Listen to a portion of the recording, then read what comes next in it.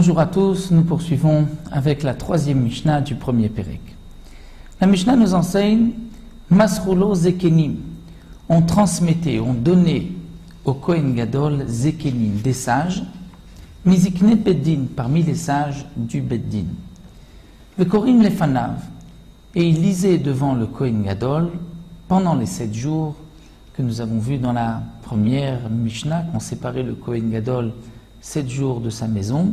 Pendant ces 7 jours, des sages, parmi les sages du Beddin, étaient avec lui, l'accompagnaient, Vekorim Lefanav Veseder Hayom. Et il lisait avec lui le Seder, l'ordre du jour, c'est-à-dire les psukim de Parashat Acharemot, où la Torah ordonne au Kohen Gadol le service de ce grand jour de Yom Kippourim. Veomrim lo.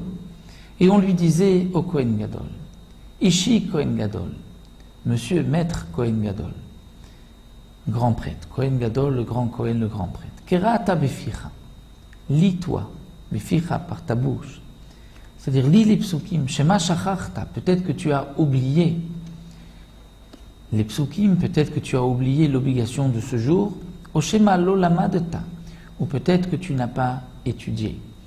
Et là, la Gemara pose la question, mais normalement, le Kohen Gadol devait être le plus grand des Kohanim, en sagesse, en force, en richesse. Comment est-ce possible que le Kohen Gadol, lo lamadta, n'a pas étudié, n'a pas appris les psukim de la Torah? Et la Gemara nous explique que c'était à l'époque du deuxième Beth Amikdash, du deuxième temple, où les Kohanim n'étaient pas tous des tzadikim, ils payaient pour être Kohen Gadol, et donc il arrivait effectivement à cette époque-là que le Kohen Gadol ne connaissait pas les halachot, les simples lois de ce jour-là. Donc on devait lui enseigner ces jours-là.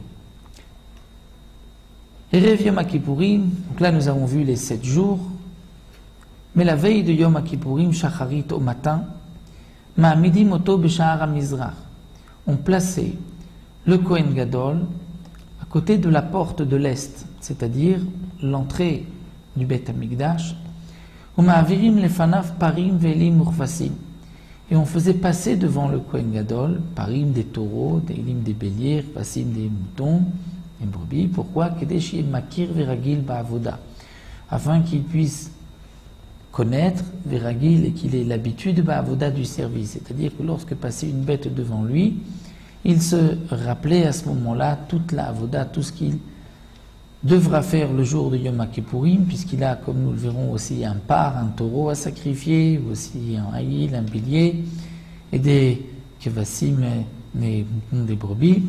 Donc c'est pour cela qu'on lui passait les bêtes devant lui, afin qu'il prenne l'habitude de réfléchir à la avoda, au service de ce jour-là. Nous nous arrêtons là et nous poursuivrons encore dans la 4e Mishnah concernant la nourriture, comment le Kohen Gadol va se nourrir pendant les 7 jours et aussi la veille de Yom Kippourim.